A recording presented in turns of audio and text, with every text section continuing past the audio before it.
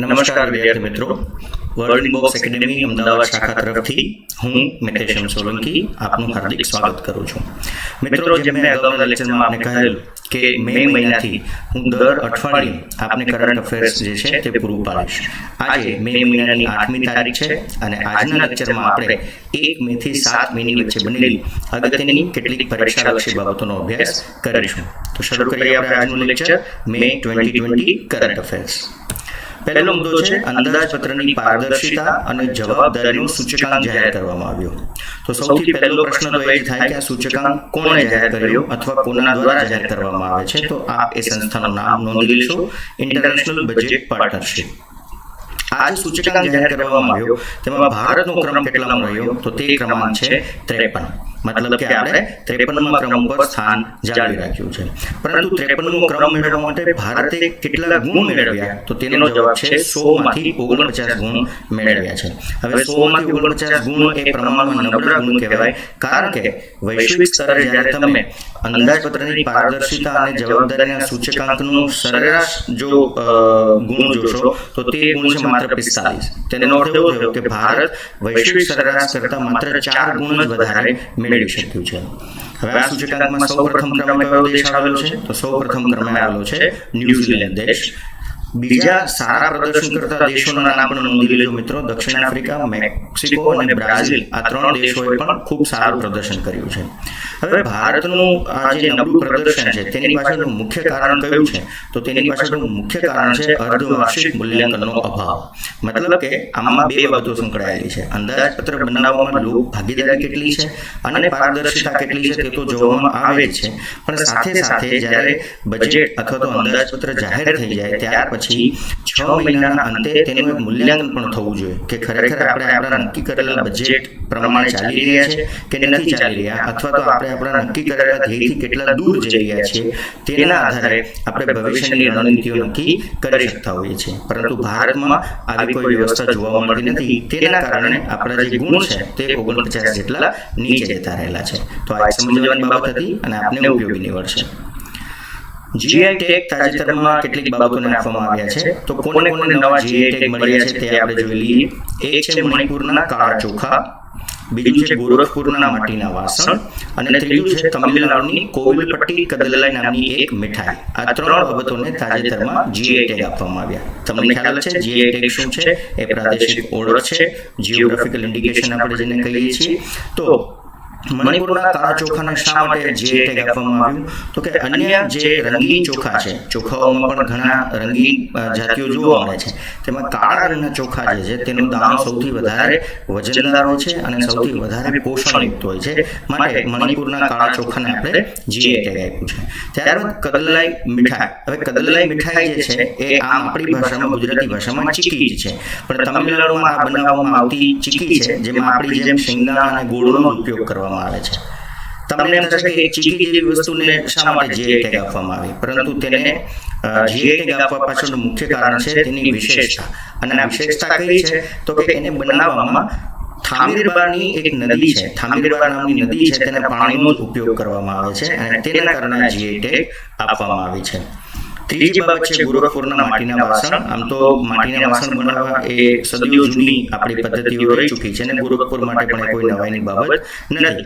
પરંતુ ગોરખપુરના માટીના વાસણોમાં મુખ્યત્વે તેઓ હાથી અને ઘોડા જેવા પ્રાણીઓના આકારના પણ રમકડા અથવા તો વાસણો બનાવે છે, જેના કારણે તે એક આગવી ઓળખ ઊભી કરી ચૂક્યું છે. માટે આ 3 બાબતો આપ યાદ રાખજો જેને તાજેતરમાં જીઆઈ ટેગ આપવામાં આવી છે. એક બીજી બાબત પણ છે જીઆઈ ટેગની, જે આવતી સ્લાઇડમાં આવશે એટલે આપણે તેની વાત કરશું, પરંતુ અત્યારે હાલ પૂરતું આપ નોંધ કરી લેજો. ભારતના સંયુક્ત રાષ્ટ્ર સંગઠન માટે નવા પ્રતિનિધિની નિયુક્તિ. તાજેતરમાં ઘણા પદ ઉપર બદલીઓ થઈ રહી છે, તો આ નિયુક્તિ પણ એટલી જ અગત્યની છે. કોની નિયુક્તિ કરવામાં આવી ભારત તરફથી સંયુક્ત રાષ્ટ્ર સંગઠનમાં? તો તેનું નામ યાદ રાખજો, ટી.એસ. ત્રિમૂર્તિ. આ હવે પછી આપણા ભારત તરફથી યુએનમાં પ્રતિનિધિ રહેશે. અને કોનું સ્થાન લેશે? તો યાદ રાખજો, સૈયદ અકબરુદ્દીન. અત્યાર સુધી સૈયદ અકબરુદ્દીન ભારત તરફથી સંયુક્ત રાષ્ટ્ર સંગઠનમાં આપણું પ્રતિનિધિત્વ કરતા હતા, પરંતુ હવે પછી ટી.એસ. ત્રિમૂર્તિ કરશે. તો પ્રશ્ન કોઈ પણ પૂછાઈ શકે છે, નવી નિયુક્તિ કોની થઈ અથવા કોના સ્થાને નિયુક્તિ થઈ? તો બંને બાબતો યાદ રાખવી. બીજું છે one nation one ration card. હવે આ જે યોજના છે એમાં તાજેતરમાં જ 5 નવા રાજ્યો અથવા તો કેન્દ્ર શાસિત પ્રદેશોને જોડી દેવામાં આવ્યા છે. કયા કયા છે તે વિસ્તાર? તો પહેલું છે પંજાબ, બીજું છે ઉત્તર પ્રદેશ, ત્રીજું છે બિહાર, ચોથું છે દાદરા નગર હવેલી, દમણ અને દીવ તેમજ હિમાચલ પ્રદેશ. તો આ હવે પછીના નવા રાજ્યો અથવા તો કેન્દ્ર શાસિત પ્રદેશો છે જે one nation one ration card યોજનાનો લાભ ઉઠાવશે. આ યોજનાનો હેતુ શું છે? શા માટે આપણે one nation one ration card બનાવી રહ્યા છીએ? તેનું કારણ એવું છે કે આંતરરાજ્ય કક્ષાએ રેશન કાર્ડનો ઉપયોગ થાય. પહેલા પરિસ્થિતિ એવી હતી કે ગુજરાતમાં રહેતા વ્યક્તિ પાસે ગુજરાતનું જે રેશન કાર્ડ હોય તેના આધારે તે મધ્યપ્રદેશ, મહારાષ્ટ્ર કે જો રાજસ્થાનમાં જાય તો ત્યાં તેનો કોઈ લાભ મળતો નહીં. મતલબ કે સસ્તા અનાજની દુકાનમાં જઈ તે ગુજરાતના રેશન કાર્ડ ઉપર કોઈ ખરીદી કરી શકતો નહીં. તો હવે પછી આ કરવાનું કારણ શું છે? તો કે આપણને ખ્યાલ છે કે ઘણા મોટા પ્રમાણમાં મજૂર વર્ગ એક રાજ્યમાંથી બીજા રાજ્યમાં કમાવા માટે જાય છે. તો આ મજૂર વર્ગને જો પોતાના રાજ્યનું રેશન કાર્ડ પોતાની પાસે હોય તો બીજા રાજ્યમાં સસ્તા અનાજની દુકાનનો લાભ મળતો નહીં. તો આ હવે વન નેશન વન રેશન કાર્ડને લીધે શું થશે કે કોઈ પણ પ્રાંતમાંથી આવેલો વ્યક્તિ બીજા કોઈ રાજ્યમાં જો મજૂરી કરવા માટે કે કમાવા માટે જશે તો પોતાના રેશન કાર્ડના આધારે એ ત્યાં પણ સસ્તા અનાજની દુકાનનો લાભ જે છે તે લઈ શકશે. તો આ ખૂબ જ સારી શરૂઆત છે. ત્યારબાદ આવે છે કાશ્મીરના કેસરને જીઆઈ ટેગ મળ્યો. મેં હમણાં જ વાત કરી કે બીજી જીઆઈ ટેગ આવશે તેની વાત કરી લઈએ. તો કાશ્મીરી કેસરની વિશેષતા શું છે? તો કાશ્મીરી કેસર જે છે તે પ્રમાણમાં તેનો દોરો લાંબો હોય છે, પ્રમાણમાં જાડું હોય છે અને ઘેરા લાલ રંગનું એ કેસર જોવા મળે છે. કુદરતી રીતે તેની સુગંધ પણ ખૂબ જ સારી હોય છે અને ખૂબ ઊંચા પ્રમાણમાં તેમાં એક તત્વ જોવા મળે છે પિક્રોક્રોસિન. આ એક વિજ્ઞાનનો પ્રશ્ન પણ બની શકે છે. કદાચ એવો પ્રશ્ન બને કે કાશ્મીરી કેસરમાં નીચેનામાંથી કયું તત્વ ખૂબ ઊંચા પ્રમાણમાં જોવા મળે છે તો તેનો જવાબ યાદ રાખજો, પિક્રોક્રોસિન. હવે કાશ્મીરના આ કેસરના કેટલા પ્રકાર છે? તો કાશ્મીરી કેસર જે છે મુખ્યત્વે 3 પ્રકારનું છે. કેસર તો એક જ છે પણ તેની સ્થિતિના આધારે તેના 3 પ્રકાર છે. પહેલું છે લાચા કેસર. લાચા કેસર એટલે એવું કેસર કે જેની ઉપર કોઈ પણ જાતની પ્રક્રિયા કરેલી નથી. કુદરતી કેસર છે, હજી કેસરને ખાલી એકઠું કરેલું છે તો તેને કહેવાય લાચા કેસર. બીજું છે મોંગરા કેસર. મોંગરા કેસર એટલે કે એકવાર ભેગું કરેલું કેસર જે છે તેને સૂકવી દેવામાં આવે તો સુકાયેલા કેસરને મોંગરા કેસર તરીકે ઓળખવામાં આવે છે. અને ત્રીજું છે ગુચ્છી કેસર. ગુચ્છી કેસર એટલે કે જે સૂકવેલું કેસર છે તેને વ્યવસ્થિત રીતે પેક કરી અને વેચાણ માટે જ્યારે તૈયાર કરવામાં આવે તો તેને કહેવામાં આવે છે ગુચ્છી કેસર. તો આપણે અગત્યનો પ્રશ્ન બની શકે કે કાશ્મીરી કેસરના કયા 3 પ્રકાર છે અથવા તો 4માંથી 3 પ્રકાર ઓળખો. તો લાચા, મોંગરા અને ગુચ્છી આ 3 તેના પ્રકાર છે. બીજું છે વૈજ્ઞાનિક સંશોધનના પ્રકાશનમાં ભારતનું સ્થાન. તમને ખ્યાલ છે કે વિવિધ ક્ષેત્રોમાં સંશોધનો થતા રહેતા હોય છે અને વૈજ્ઞાનિકો જે છે તે પોતાના સંશોધન પત્ર એ પ્રકાશિત કરતા રહેતા હોય છે.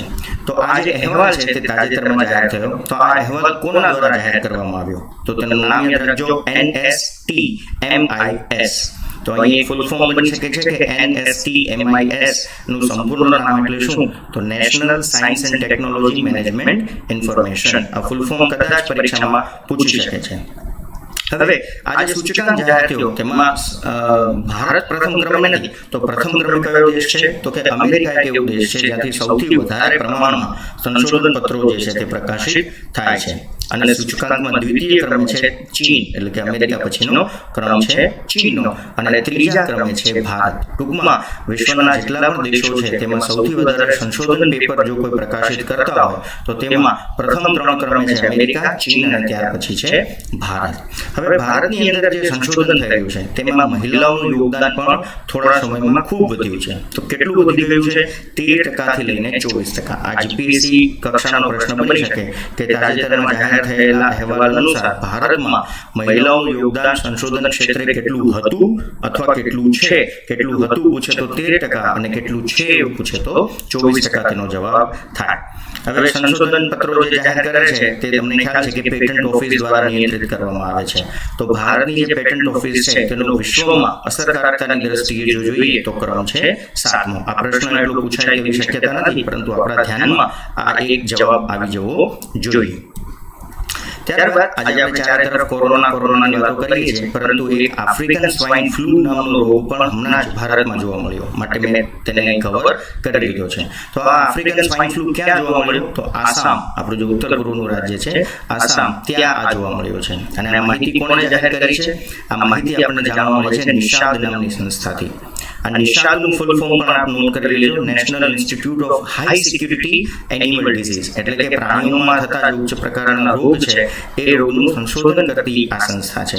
તો નિષાદનું ફૂલ ફોર્મ અને આફ્રિકન સ્વાઇન ફ્લૂ ક્યાં જોવા મળ્યું, આ એક પ્રશ્ન બની શકે છે. આ રોગ સામાન્ય રીતે ભૂંડમાં જોવા મળે છે અને પછી માણસમાં પણ થઈ શકે છે, અને ખૂબ મોટા પ્રમાણમાં આસામમાં ભૂંડની મૃત્યુ તો થઈ છે, સાથે સાથે ઘણા લોકોના પણ અવસાન થયાના સમાચાર છે.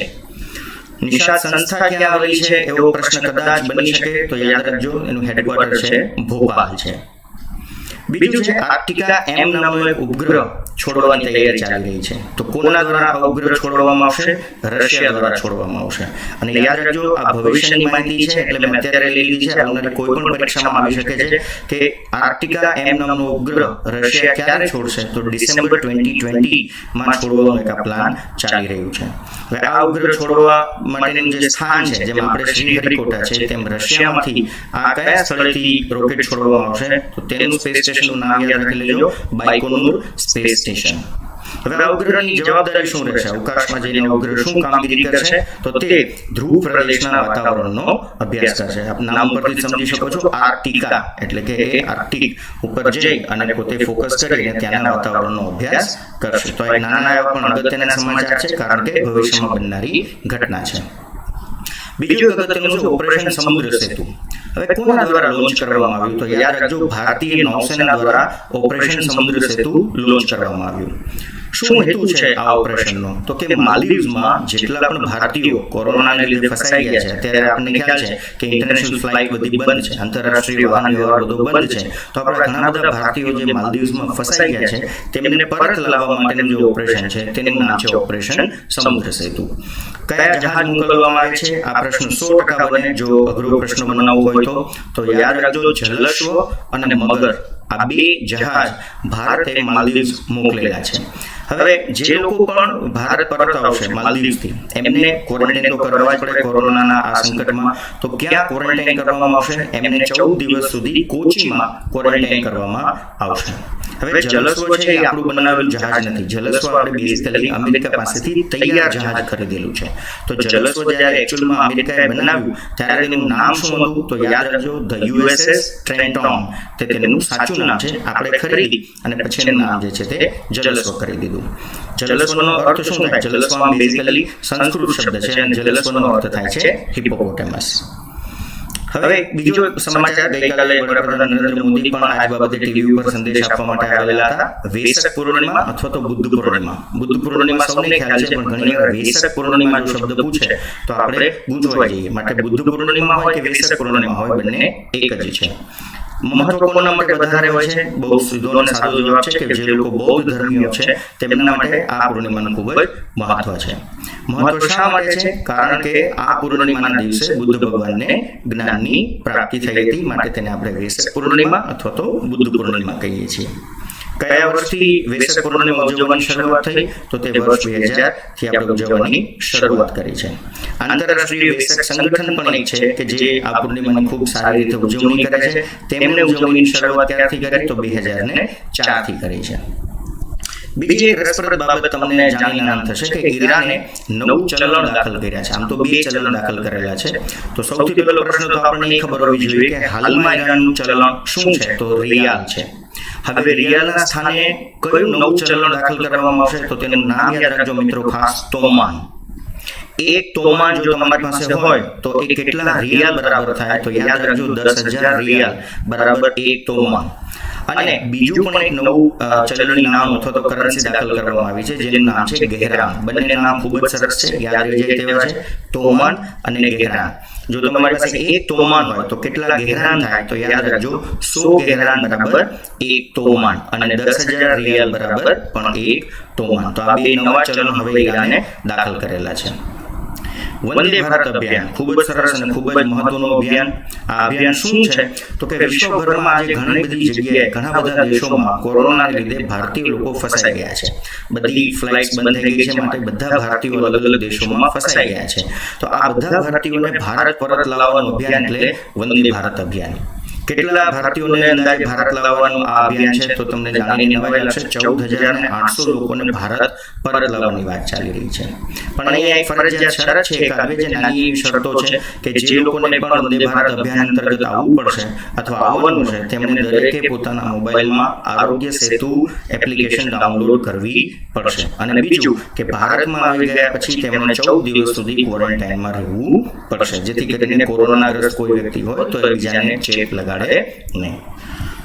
ત્રીજી એક બાબત છે લોંગ માર્ચ 5B સફળતાપૂર્વક લોન્ચ. લોંગ માર્ચ 5B એ શું છે તો એ ચીન દ્વારા છોડવામાં આવેલું રોકેટ છે. ચીન પોતે કોરોનાના કહેરમાંથી હવે ઉગરી ગયું છે ઓલમોસ્ટ, અને હવે તેઓ પોતાના અવકાશ અભિયાન ઉપર સફળતાપૂર્વક કામ કરી રહ્યા છે. તો આ રોકેટ જે છે તે ક્યાંથી છોડવામાં આવ્યું તો તેમના સ્પેસ સ્ટેશનનું નામ યાદ રાખજો, વેચાંગ. ગુજરાતીમાં કદાચ પેપરમાં વેહાંગ કેવું છાપે તો આપણો જવાબ એક જ રહેશે, વેચાંગ અથવા વેહાંગ. ઉચ્ચારની દ્રષ્ટિએ કદાચ તમને ગૂંચવી નાખે. આ સ્પેસ સ્ટેશન જ્યાંથી આ રોકેટ છોડવામાં આવ્યું છે જે પ્રોગ્રામ માટે, તે પ્રોગ્રામનું નામ પણ યાદ રાખજો, ટિયાંગોંગ. આ ટિયાંગોંગ નામના પ્રોગ્રામ માટે આ રોકેટ જે છે તે છોડવામાં આવ્યું છે, જેનું નામ છે લોંગ માર્ચ 5B. મિત્રો, આ હતી મે ના પહેલા અઠવાડિયામાં બનેલી કેટલીક અગત્યની બાબતો જેને મેં આજના લેક્ચરમાં સમાવવાનો પૂરતો પ્રયત્ન કર્યો છે. આશા રાખું છું આપને આ લેક્ચર પસંદ આવ્યો છે, પરીક્ષાલક્ષી અને ઉપયોગી પણ નીવડશે. હવે પછીનો બીજો લેક્ચર હું તમને જ્યારે બીજું અઠવાડિયું પૂરું થશે ત્યારે 15 તારીખની આસપાસ બીજો લેક્ચર આપીશ. જો આપને આ લેક્ચર પસંદ આવ્યો હોય તો આપની કમેન્ટ અથવા આપના અભિપ્રાય અથવા તો આપના સૂચન YouTube તેમજ આપના સ્ક્રીન ઉપર દેખાતા નંબર 7575060101 ઉપર આપશો તો ખૂબ ગમશે. ધન્યવાદ.